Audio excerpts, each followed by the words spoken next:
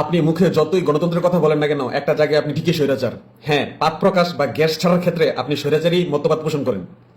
আমরা যদি কোনো মিটিংয়ে থাকি বা কোনো শ্রেণীকক্ষে অবস্থান করি বা কোনো বন্ধুদের সাথে আড্ডায় বসে থাকি, তখন যদি আমাদের পায়খানা বা প্রস্রাবের ব্যাগ আসে, তখন কিন্তু আমরা তা বলে ওইখান থেকে বের হয়ে আসি। কিন্তু গ্যাস ছাড়ার ক্ষেত্রে ঠিক তার উল্টোটা হয়, আমরা বরং তাদেরকে আমাদের মধ্যে আটকিয়ে রাখি।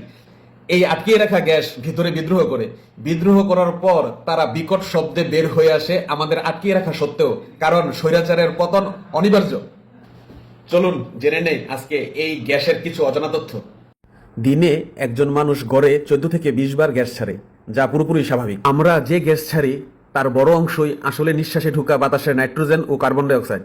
গ্যাসের দুর্গন্ধ মূলত হাইড্রোজেন সালফাইড ও মিথানথিউল নামক সালফার ভিত্তিক যৌগের জন্য হয়। এগুলো পুরো গ্যাসের মাত্র 1% থাকে, তারপর এগুলো এত শক্তিশালী যার কারণে দুর্গন্ধ ছড়ায়।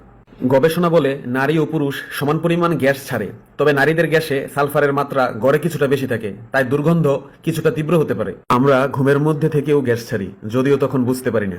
গ্যাস যখন বায়ুপথের ভেতর দিয়ে চাপ দিয়ে বের হয়, তখন চারপাশের টিস্যু কাঁপে, এর ফলে পাদের শব্দ হয়। যদি গ্যাসে মিথেন বা হাইড্রোজেন বেশি থাকে, তা আগুন ধরলে জ্বলতে পারে। শুনতে অদ্ভুত শোনালেও মানুষ অন্যের গ্যাসের তুলনায় নিজের গ্যাস বেশি সহ্য করতে পারে।